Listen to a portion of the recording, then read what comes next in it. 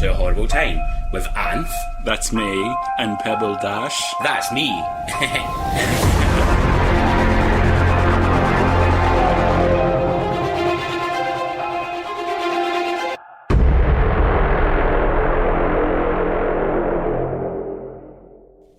Hey, Bab. Hey. How you doing? Not too bad, you? I've been better, but I've never looked prettier. What are we doing this week? Well, this week we've got an interview with the incomparable Dandy Issues. Exciting. I know, they're a drag performer and they're so much fun. I can't wait for you all to listen. Hi, Dandy. Hello, how are you? Hi. I'm so good. How are you, though? I'm good, thank you. I've just been finishing off doing lots of editing and such, but happy to come here, happy to be on. Well, we're happy to have you, dear. We're happy to have Indeed you. we are, yes. You were suggested to us from Baron Levy. Oh, God. Of course. They only had good things to say, don't worry. I hope so. I hope so. I hope I haven't scared them too much in my life. No, not at all. They were very happy to recommend you, and obviously we jumped on the chance straight away. Yeah. We are both aware of, obviously, your Instagram and your TikTok and such. But for anybody who isn't entirely sure who you are, which I'm sure there's only about 3, tell us a little bit about yourself. Okay, so my name's Dandy Issues. I'm a drag king known as the Bear Cub of Bournemouth, except it's the running joke at this right minute. I'm not actually anywhere near Bournemouth. I do a lot of digital drag online. I think that's probably where most people know me. Baron probably knows me as well because I do a lot of I don't know if I do a lot of TikTok or not. I never seem to do well compared to them. But at the same time, I've got like this running horror series on there of me reacting to horror films and giving off my very terribly edited first impressions. Usually involving a blanket of me sitting somewhere in my room just ranting at a camera. But, you know, they're funny. They're fun. I've got lighting in my next one, so we've got some production. Oh, they're fancy. Wow. I know, we've got a budget now. Yes. So where are you based then? So currently I'm based in Gloucestershire and such. A wonderful thing of COVID had meant I had to move back home for a bit. So we're hopping between lines of like what my rebrand can be. So we're hopped between the boar of the forest because we have all these giant wild boar in the forest and such. We also have the goat of Gloucester has been very popular, suggested. But for as long as I can, I think I'm going to stick to Bear Cub of Bournemouth. I mean, listen, we both certainly love a bear and a cub. There you go, right there. I mean, I'm definitely a fan. So you say that you've been doing your kind of horror reviews on TikTok? Yeah. Yep. Tell us a little bit more about that. So back prior to COVID, I don't think the best way to explain it. Basically, a lot of when I was growing up, I got told that I couldn't watch horror, and like it became this whole thing because horror is scary, and I'm not going to lie, I'm an absolute baby of a wuss. Everyone around me was just telling me, "No, you're not allowed to watch that." I was thinking about it in the lead up to this, and I was like, I think they even told it to I couldn't even watch the horror Simpsons episodes and stuff. Oh my God. I know. It's like a whole thing. I remember in our house we had this whole argument about the dolphin one where the dolphins took over, and apparently that was a horror episode. And I'm like, they wouldn't let me watch it. And then I had exes who wouldn't let me watch stuff because of the horror and things like that. And I was in the middle of the pandemic, and I was like, I'm just gonna watch a load of horror films, see if I like it, see if it's something I tickle. So I've just slowly, it's a bit behind because this isn't a recent thing. I've been watching it all throughout 2020, but I started it about a month ago, and I've just been posting critical thoughts or rants about it and such. I've just recorded another one the other day about Crimson Peak, how I thought it was a vampire film, and literally I think there's a solid 10 seconds of it me screaming at the screams, "Where's the vampire?" Because I didn't realise it was a ghost film.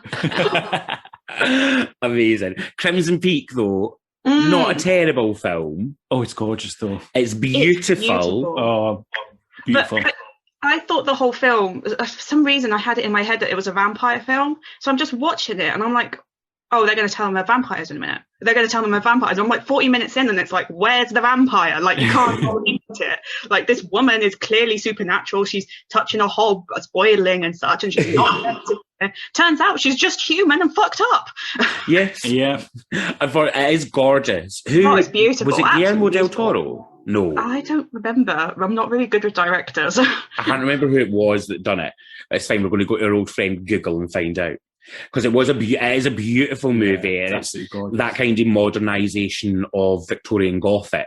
And I'll tell you the other thing as well. I was thinking about it afterwards. Once I clocked it was a ghost story, I actually didn't mind it so much, because it was, I think I said it in the mini review. It's like, usually when you get ghost stories or something involving ghosts or paranormal stuff, they're just always instantly trying to kill the person. There's no moral resolve. But actually, if you think about it a little more, it's like all the ghosts, not always well, are actually just trying to help her or save her, which actually I think is pretty different, if that makes sense. Yeah. I mean, obviously there's that bit of her in the bath and such, but So good. And yeah, so Google has informed us it was indeed Guillermo del Toro. And you can tell now, can't you? Yeah, this is why I thought it was him, because obviously Pan's Labyrinth, Chronos, like he loves that kind of aesthetic, and he's just amazingly talented. And Hellboy, let's not forget. Yeah. So you're relatively new to horror then. What's been some of your favourites? I loved Babadook. I absolutely shit myself on Babadook when I first saw it. And most of them I'm usually, so like when I usually sit, it's really bad, but when I'm getting into drag, I normally watch the films then, because I just got it on my screen and I'm just watching it half, so I don't get too scared. But somehow Babadook ended up on a big screen in the dark, and I'm just like, it absolutely scared me shitless. And then it's like, there's so much I love about it that's not the horror side as well. So like, obviously it's like the monster is scary. Like I have this whole thing, like outside of horror, it's like this whole idea of there's something creeping around and a dark shadowy figure like scares the shit out of me, especially if it's in your own home. But then it's like all the things that are going on with the mother as well. And it's like, at times I'm watching it and it's like, you know what the worst bit is? So hard to watch. It's not the horror bits, it's the fact that you're just seeing this mum having an absolute breakdown over her life. And it's like with the kid as well, you can clearly see that the kid needs therapy and such, and they just haven't got to that point. And it's like so gut wrenching. Like I had times where I was like, I've got to turn this off almost as much as the not non-drag stuff. I meant non-horror stuff, but here we are. I mean, it's camp as well. Like, I mean, I love it. It's an absolutely amazing film. I always remember when I first watched it, just that feeling when it ends, like, it's such a human story. I love that it's shot as well. Like the cinematography in it is really bad, but not bad. It's like really good, but bad, but good, if that makes sense. Because it's like you can tell. I mean, bad in the sense that it is always bleak, but like you can tell once it gets like even bleaker. And at the end, it's like it's almost happy, but you can tell that they've still got a lot to work through. It's still pretty bleak. I always remember it's not. It looks like it should be a sunny, nice day, but really, it's not. Yeah, that director does. I can't remember their name, but she does. She is so smart. It's been. I was like reading interviews about her and like her whole thing about. I think it was like mental illness within women as well. It was just like it was such a smart angle to go down. She's so clever. She also done a movie after a follow-up movie, the Nightingale. I haven't seen that one, but I want to now. I didn't realize she. I assumed he had done more, but I was, to be honest, I'm seeing if they did a sequel, had planned for a sequel, but actually... When we talk about bleak, The Nightingale is bleak. It's not a horror or anything like that. It's a period piece. It's set... Oh, yes, you were telling me about this. It's set in very early years Australia, when the British had went over and were killing Aboriginals. Oh, gosh. And it's harrowing. That sounds it. It really, honestly, that's like such a small part of it, but I don't want to ruin this, but I recommend anyone to watch it. It's not a horror, but it's horrific. And add to my list. it's so good. I kind of went in thinking Babadook 2, it's going to be another horror, it's going to be, but it wasn't. And it was just dark, and I kind of said to Anth, like, I couldn't stop thinking about it after I'd watched it. Yeah. It really stayed with me, and it made me go and look at more of the British colonising Australia and kind of piqued my interest in that. So, obviously, we know that you love the Babadook. You've got a very well-known performance that Anth and I watched last night. when you said that you had a Babadook performance and you were sending it over, what we viewed, I think, was absolutely not what we expected, but I'm forever grateful for that. Do you want to tell us a little bit about this Babadook performance? Because it is amazing. So I was thinking about, because I do parody songs. This is like a new thing I've started doing. Although the go-to process of doing my parodies is just me laying in bed and waking up thinking, God fucking damn it, that's a brilliant idea. And there was this whole idea of like Babadook to Babushka. How did you think of that? It's just so good. It was like I said, I was just laid in bed and I just woke up and I'm like, oh, fucking hell, here we go. Now I've got to make this.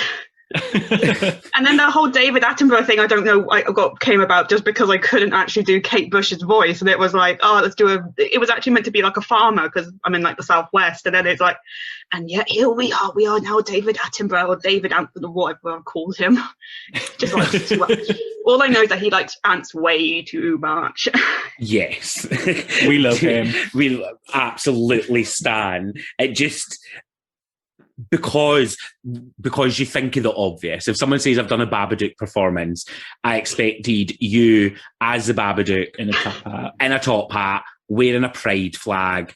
Oh God, something along those lines. What you done with it completely twisted it on its head and was just amazing. I wish I could do that, but the problem is, not a problem, it was a wonderful moment.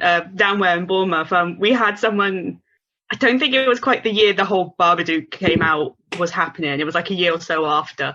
But we actually had someone do that. They came dressed up as Babadook and they just did like a load of voguing on like our local lip sync comp. It was beautiful. That clip went round for like weeks afterwards and such. It was like... We're going to have to search that. Yes, we are. I have to find it because I have got it saved somewhere, but I have no idea because it was like a mate of a mate of a mate who went along and did it, and like they don't do drag. Like it's not literally, they do horror, but they don't do drag. And it was just this random thing that happened one night, our local, and it was like, God, it was beautiful. I can clearly imagine.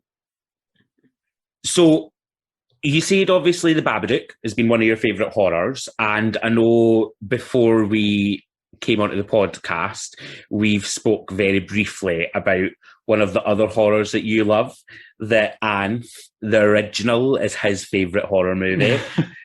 Which is Suspiria. So I'm going to start this off. This is I don't know how controversial this is, but I loved the new Suspiria. I'm working my way through the original, and I absolutely love the original. I'm not shitting on the original at all, because actually I need to sit down and watch it properly with almost headphones in, because I feel like there's so many layers to that original one. I just want to give it my full attention. I agree with you. That first death, gnarly, when she falls out of like the top ceiling, like wall stuff in the original, like that first death scene is so gory, absolutely beautiful. But I feel like the new modern Suspiria to me is just like this queer, like women sapphic, like I can't tell you what's more sapphic to me than having a bunch of naked women in a blood ritual, witches like spinning around naked, surrounded by blood, having just killed half the people and somehow let the man go. Like, to me, that's just like, this is just queer experience. Like, if this ain't sapphic culture, I don't know what is. Yeah, I totally agree. I was speaking about this before. They're both completely different films, but they just share like the mythos. With the coven and stuff like that.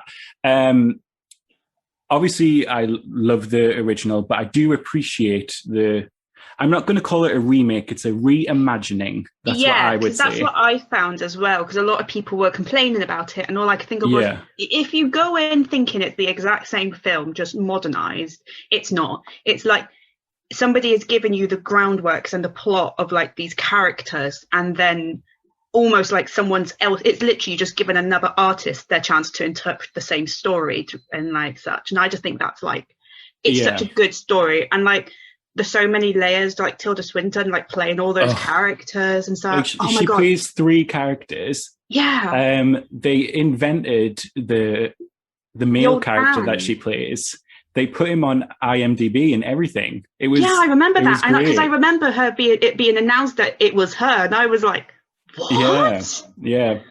And then they you made like a whole backstory for him. Oh God! And then you watch it as well, and it's like, you're right. It can't be like they have to be different characters, because if you watch it, the two main people she plays are never in the same room together. Like there's no two shots of them together, and it makes sense, but it's like, oh.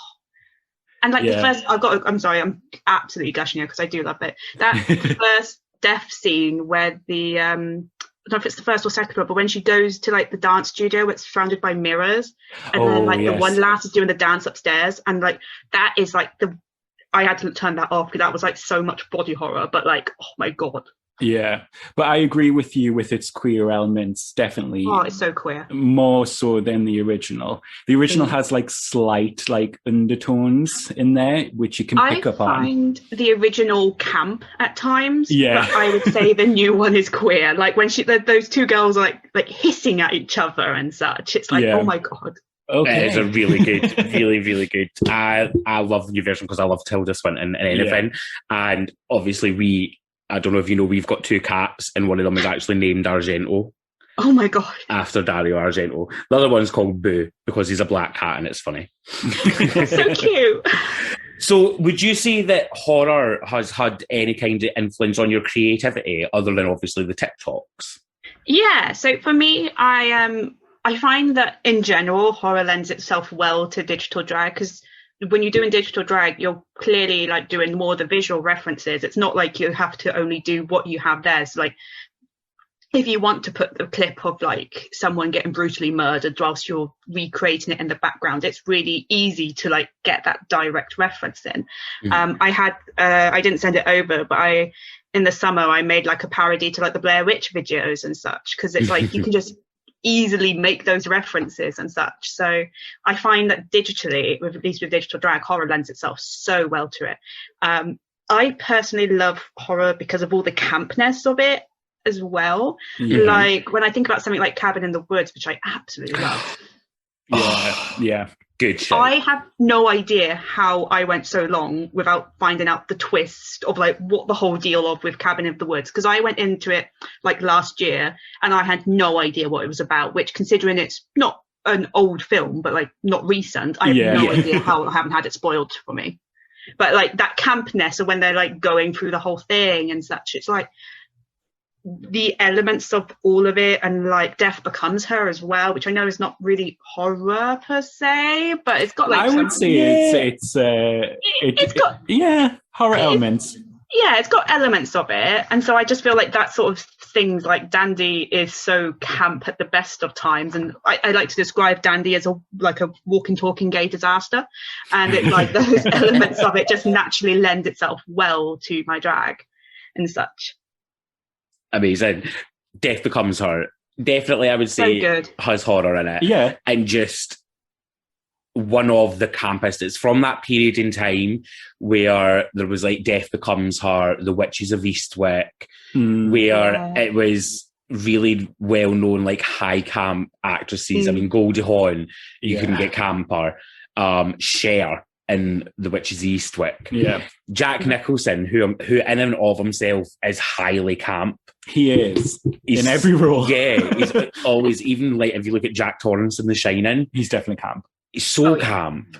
Amazing. So we've spoke obviously about horror and how it's influenced your creativity. Being so new to horror and kind of fresh off the boat, shall we say, what does horror mean to you? Now that you've got to experience horror, what does it mean to you?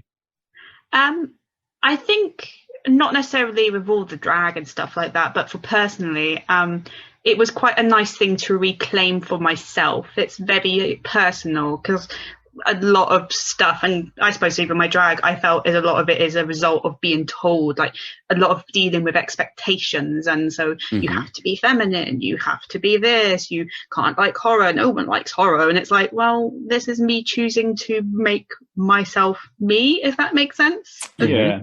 Like Me, Myself and I, just casual Beyonce song there. Literally, it's like... Yes, Beyonce. Because that's a horror icon. No, like I said, it's a lot of it is down to just trying to reclaim what I would and gain a sense of self and identity. So that, and like the whole community of like the horror industry and like the films, like it's just like a whole genre in itself of just like so much going on. I really got into it because I was watching the Boulet brothers Dracula, of course, because we're that basic. Aren't we all? It was like watching their stuff, especially from the first season when they used to do those snippets of like things before. I was watching it, and those used to be like some of my favorite bits of the Dracula episode, where they're doing like the pre-interlude to the episode. And I'm like, you're watching it, and it's like, there's so much references here, and I don't know them, but I like them. And it's so nice to then actually now be able to look back and be like, oh, I get that now, if that makes sense. Yeah. I have other friends who are really inspired by horror for their drag, and I actually watched one of their numbers the other day. Miss Terry Box does an Alien number, and it was like, I saw it the first time, and I was like, oh, I know enough about Alien to get that they've just shipped the alien and the monster together, the crewmate together. And then I watched it, haven't seen it. I was like, is it Riley? I can't remember her name now. But it's like, you shipped Ripley Ripley. It's like, you shipped Ripley and the alien together, and it just makes it so much more enjoyable. Yeah. It definitely is when you can get the references, because horror is such a kind of intrinsic part of drag. Because I think we drag, one of the biggest things, and I think it was Barron that said it, is there's such a filth element to drag. Yeah. And a lot of that filth comes from kind of B movies and horror and things like that.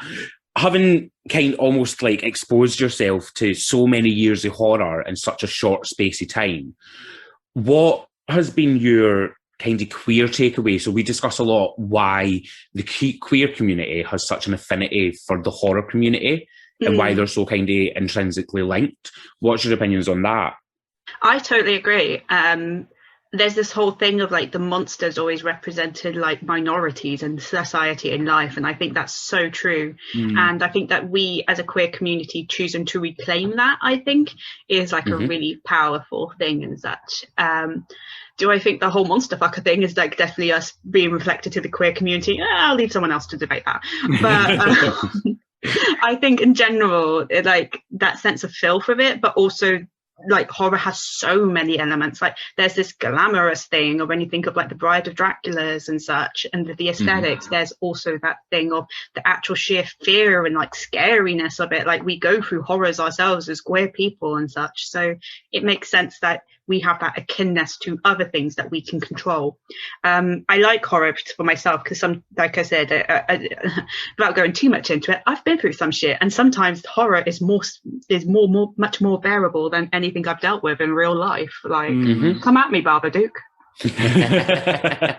I suppose it's that kind of replacing the real horrors that we go through with something that's maybe not as tangible, so it's escapism. Yeah, definitely. And you can relate to certain characters, whether it's the final girl or final boy or final they, them, or the antagonist. Yeah. No, I was actually just sitting there thinking, God, I also love the final girl trope as well. Like, I one of the next ones I want to watch is the horror film Final Girl, where they're literally taking that trope and turning it on its head. The Final Girl. It's so funny. Like that, and Happy Death Day. I can't wait to watch that. I've been like seeing trailers for that since like it first came out, and I'm like, okay, I am now at a place where I feel like I'm going to be able to enjoy this. So you have to watch Happy Death Day, then Happy Death Day to You, which is the sequel, and then Freaky. Yeah, Freaky's really good. Freaky is a kind of slasher take on Freaky Friday. Oh, that sounds good. So the girl I haven't done many bodies. slashers yet. That's the other thing. I've done a lot of so I've gone down like a lot of the supernatural route. I've tried found footage and not enjoyed it, but I haven't done any slashers yet. I feel personally triggered. I'm sorry. Found footage is one of my favourite genres, but it's one of the least popular overall genres. I thought I was going to enjoy it more. But so like I've only watched a couple. So I've watched Blair Witch, and I thought that was, well, firstly, the running joke of Blair Witch for me is that her first mistake was going into the forest with two cis white guys. Like instantly, that's a bad thing. Well, yes. Especially her ex, yeah. but I don't know. I preferred Blair Witch, but then I also watched the very first Paranormal Activity, and there's things I like about both, especially when it does get to that build up of like towards the end. And like Paranormal Activity, I respect that they went in with like such a low budget for the film on comparison of like, well, they've done so well with that low budget, but it just felt a bit like, I don't know. I think I got spoiled by Annabelle, which actually like, I don't, not in the same sense, but a lot can be happening with not a lot going on screen, if that makes sense. Yeah, I mean, I hate Annabelle. Okay. To be fair, Annabelle wasn't my favourite in the series. Yeah, Annabelle, I The Conjuring. Oh God, okay, here we go. All those kind of, to me, all they are is taking everything that was good about other horror movies and trying to put it into one horror movie. Okay. I find them really unoriginal and uninspiring. I have a soft spot for the Insidious series. Oh no, I'm the opposite. I hated Insidious. Did you? Yeah.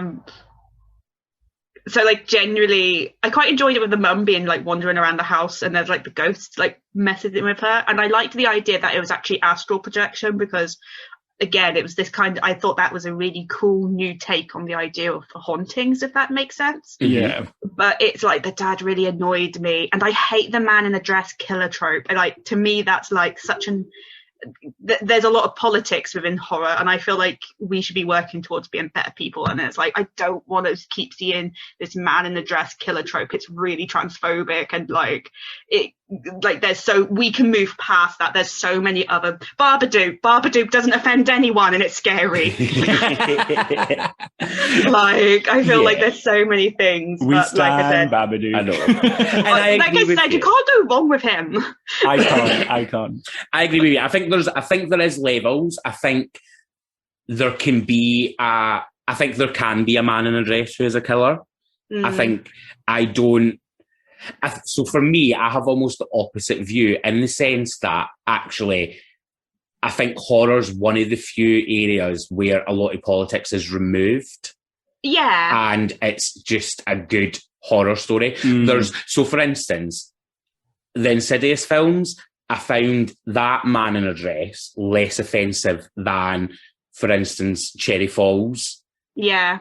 Where, like, that to me borders more offensively than... Yeah. I would agree. Have you seen Cherry Falls? Not yet, but I think I know which one you're talking about. It's a good film. It is actually quite a good film.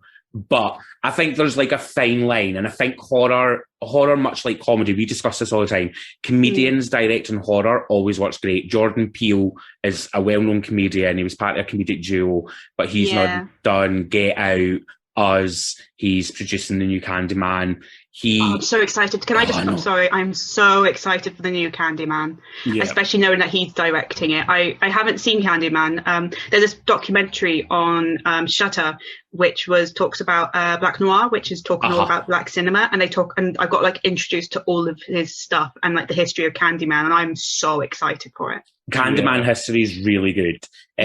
We talk about Candyman a lot randomly. We do, because it's a double-edged thing with Candyman. It's so powerful in its depiction of blackness, but it is also a movie about saving a white woman for a black man. Oh yeah.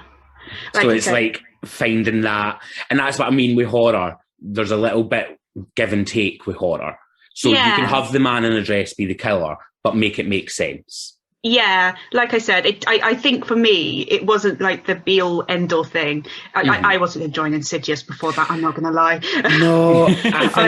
So when you added that on, I was reading I was halfway through and I read a bit ahead for the spoilers for the second film, and I was like, oh God, I've got to deal more with this man. Like, I really don't like the dad in the film. He actually ruined it for me. I think why I enjoy it is because it has Lin Shaye in it, and she's the perfect grandma. I love her. I do love Lin Shaye. Yes, the grandma. I find the women in the film more bearable. I'm kind of want to watch. I do feel like I half want to keep watching the second one because I'm really curious to see how the kid reacts to the horror now that he's awake, if that makes sense. Yeah. Because I've only seen like up to halfway up the second one, and it's like I feel like there's a real. I'm really interested because we haven't had him exposed. Because no offense, he spent half that first film asleep. He did. So, like I said, I'm curious to see how he reacts to it all. I'm trying to think if we've got any horrors that we can recommend to you that I would love to see you like review for TikTok. Because you've picked some really good ones already. Yeah, so I've done Conjuring, I've done Blair Witch. I want to see Women in Black. I know that's not the biggest, scariest one, but I'm curious to see that, if that makes sense. Oh, I have one. Oh, go on. The Witch. Oh my god! I know the plot of The Witch, and I keep forgetting that one, but I am so excited for it. Oh, brilliant. And I'm watching Hereditary at some point as well. Oh, yes. Yeah. You have to watch and then Midsommar. Both The Witch and Hereditary and Midsommar as well. I've just started. Actually, I think I might have missed Midsommar. I think they've taken it off Amazon now. But those three, I know the plots because because I'm always busy. I just read synopsis, so I do spoil it because I want to know what happens. But it's that thing of when you read the plot and you still want to watch it. So like Get Out, I half know what happens, but I haven't seen. I read that years ago, so I don't actually know what happens anymore. Midsommar, I know what happens. Witch, I'm really excited to see The Witch. And Hereditary, I can't remember all of what happens in Hereditary, but I know like the big spoilers in it. So yeah, I think for me, so I'm going to give you a controversial one here. Oh, come on. So Darren Aronofsky's Mother. Oh, with Anth hates it. Literally, Anth hates it, and I love it. I half know that falls into the list as well. Yeah. Because if it's the one who it's not. I always think it's Taylor Swift who actually. I know Jennifer it's not Lawrence. Jennifer Lawrence. That's why I think I get those two muddled up. I mean, they are both basic white women. Yeah, pretty much. Yeah, I remember finding out the twist for Mother, and I was like, I need to see this till I can make up my own mind on it. But that's like, yeah, definitely give it a watch because with a lot of his films, I feel like they're very like hit or miss. Yes, like, well, somebody will like it and somebody will not like it, and it's interesting to hear both sides of why. We have spoken in depth about Mother, and we probably will record a whole podcast about it. Yeah, where I forced them to watch the movie with me, just because we have literally the complete opposite views. I think it's a beautifully made film.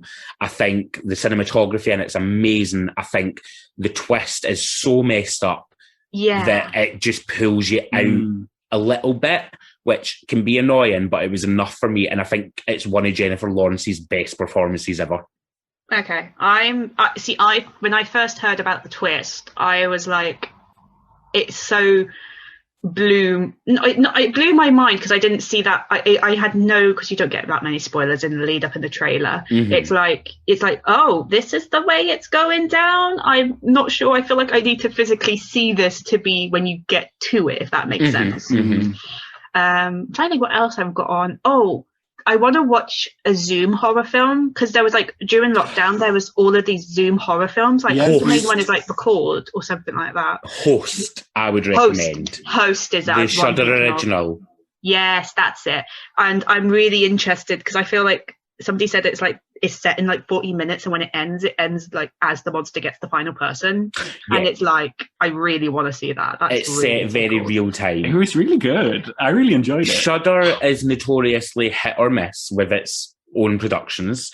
It's got the Sci-Fi Channel kind of vibe about it. Yeah. But a Host was There's some really good things on Shudder. So like the Black Noir documentary was like, I caught that on Shudder when I obviously, because we all paid for that 1 week free subscription to get that Resurrection. But that nearly made some of the films on there nearly made me pay for the whole subscription because actually there are some really good stuff on there. Oh, there's some really good, but yeah, it's the modern day Sci-Fi Channel, so it's hit or miss. Some of them are terrible, and I've seen some terrible ones on there as well, but the great ones kind of make up for it. Yeah, that's what I've heard. So with yourself, have you ever had any kind of spooky or supernatural type events in your life? No, because I write on nope out of there before anything scary happens. I was thinking about this in the lead up and I was like, oh no, I've actually got, like, literally, if I see something, it's like, you see the comics about the people who are potentially the main characters and they just nope on out of it. They know that what's going to happen. And it's like, nope, gonna die. Nope, gonna meet mysterious anime boy who's going to take me on an adventure, just going to sit and move my chair. I literally just nope on out of there. The scariest thing that probably happens to me is every year around Christmas, me and Ma go down to the church for the Christingle service and we have to walk through the graveyard at like pitch black night. And I'm like, nope, I ain't fucking with anything here. I haven't seen enough horror films and I haven't even seen any horror films at the time to know literally I have to get out of here. Like, not messing with that shit. You know, Ouija board? Nope. Actually, that was the whole thing in Paranormal Activity when the wife's like, no, don't bring the Ouija board in. And it's like, yeah, you don't mess with that shit. What it's so odd that you still had that level of fear and imagination, because it's all linked, even though you hadn't really been exposed to horror. Like, I would get it if you were like, oh, I've watched horror since I was a kid, like myself and Anth have. Yeah. So then everything becomes terrifying. Everything in the world is terrifying. Microwaves can come to life and eat you. You can be chased down the road by a tyre that is trying to kill you. That is also a film called Rubber about a killer tyre. Hilarious. It's terrible but amazing. I can't wait to get to the point where I've done my work, I've seen all the horror films, and then I get to watch stuff like Tyre, like the Killer Monster Truck stuff, so all of good. that sort of thing. I don't know if Meg fell into this category, but that kind of thing, I'm like, I can't wait to start watching like Sharknado. Like, I know Sharknado isn't a horror film, but like, you know, Killer Shark Tornado. I can't wait. It's horrific. Yes. I cannot wait. Alaska Thunderfuck is in like the 19th one. Yeah, exactly. I'm like, I'm here for the niche pop references. Absolutely. But yeah, it's odd that you still had those fears despite the fact that you hadn't experienced horror films. I think probably what also, I think if we're going down that logic, I've always had quite an active imagination. So like my favourite book genre was fantasy. I enjoyed things before I started watching this. I would say I was interested in things like I listened to podcasts, but like the Magnus Archives, Welcome to Night Vale, those sort of slightly creepy. People say they're really scary. I don't find them super scary, but I do find them creepy. So it's that stuff that makes you go, oh, you know, like, oh god, okay, got some killer like inner demon stuff going on with like the Magnus Archives particularly. It's like so between that and having an active involvement in like fantasy, I feel like the idea of zombies coming up from like the graves in the churchyard to come and kill me, you know, it's like, or like serial killer just casually lurking around, and maybe even in a more real element of it is like I know it wouldn't happen here because I live in like the smallest of towns, but like being a woman and it's like, oh, I have to be careful because if it's a dark alleyway and you don't know people, someone might come up behind me, if that makes sense. You know? No, that makes sense. It's absolutely makes sense. It's the real fears in life sometimes. Exactly. Yeah. So obviously, we spoke about Babadook and your Babadook performance. Is there any other drag artists or performances that you recommend we check out? So in terms of, I mentioned it earlier, they do a love have a horror. If you can get her on, Miss Terry Box does a wonderful Alien number. Like I said, they ship Thingamabob with the alien, and quite frankly, it's beautiful. I am so mad I didn't think of this myself. It's like, God, that would have been so fucking good. There's nothing worse, is there? When you see someone else's performance, you're like, I could have done that. Oh my God. I'm going to talk about it in a minute, but in this competition I'm going to be in, there's another parody person in it, and they've done like mine hair, but like shaving off my pubic hair, and I was laying in bed thinking, God fucking damn it, that was a brilliant idea. That is so. And I wanted to perform mine hair for a while, like. That is amazing. So great. Miss Terry Box is one. Yep. Zadie Salem is a Copenhagen King. They are just so cool to look at. I don't know if they're exclusively horror per se, but if you're thinking of like, oh my God, I just want to look at someone who does like, I'd say they do creepy stuff and maybe even horror, because I've seen them do like this Krampus number. They're really good. I love their makeup to begin with, but also they're also like one of the really nicest people I've spoken to. And you say they're from Copenhagen? Yeah. It would also be interesting to get a view, because we're obviously quote unquote European horror or USA horror. So it'd be really interesting to see what the fears and horrors are elsewhere in the world. Yeah. Because it's so different everywhere you go. I feel like there could be some real interesting, like, what's their name? Heiso Taraso? I can't think of their name, but they're a Korean horror artist, drag artist, and their stuff, oh my god, I reckon if Dracula opens themselves up internationally, they're going to get on like straight away, because their stuff they're like the not to compare drag, but they're like the charity case of like South Korea. Oh. Yeah, like really good. And just to kiss ass to one of my good friends, Freddie Dolma Star is a good friend of mine. Who was that, sorry? Freddie Dolma Star. Freddie Dolma Star. Yeah, they are so good. They're this alternative art drag artist from stateside, and they do live vocals, which is quite. You don't usually get that stateside to begin with, but we both took to digital drag also at the same time, and oh my god, the same way I've enjoyed it, their stuff has been like I would book them times. I booked them once for my digital show, and I'd book them again because that's just so fucking good. All of their stuff is really good and such. So awesome. So back to you on the hot seat. Anything you'd like to plug? Yes. Other than me. Well, we'll save that for after the podcast. The main thing that's going on for me at this right minute is Eurostars. So I don't know how much Baron said or not, but I'm actually going to be on TV. Oh. Yeah. Yes, they've got. There's a reason why they've got like lighting for their TikTok now. They've got a budget. I'm repping England and Drag Kings, which is quite a big thing to do 2 in 1. For the Eurostars Drag Contest, which is this drag contest being produced by the wonderful Linda Gold, and they are basically getting drag artists all over from Europe on TV. We've all made some wonderful digital drag numbers. There's lots of familiar faces. So Black Peppers repping England, Richard Energy's doing Poland, Dorian T. Fisk, another amazing drag artist. They're up in Scotland, and they're obviously representing Scotland. So many, it's so inclusive. Like, I can clock off the top of my head at least 5 drag kings. I don't know about what's going on with the Queen side of things, but I know that there's like non-binary performers, trans performers, like your regular, there's like live vocals, everything. I'm so excited. It's going to be such a good competition. It's airing in May. If you want to see me talk about it, you can log on to their Facebook on the 20th, where I'm going to be talking about, I'm going to be chatting to them. I'm having a bit of a gay panic because I've got nothing to wear, but that's and then in the meantime, people should follow me on my Instagram at dandy.issues, because I am taking part in a competition which is yet to be announced, but is going to be very relevant to this podcast. So, that's interesting. We'll find out about that when we stop recording. Yeah. Well, Dandy, thank you so much for joining us today. I'm really glad that you did. Yes, thank you for having me. No, you're more than welcome, and I can't wait to see what more we've got coming from you.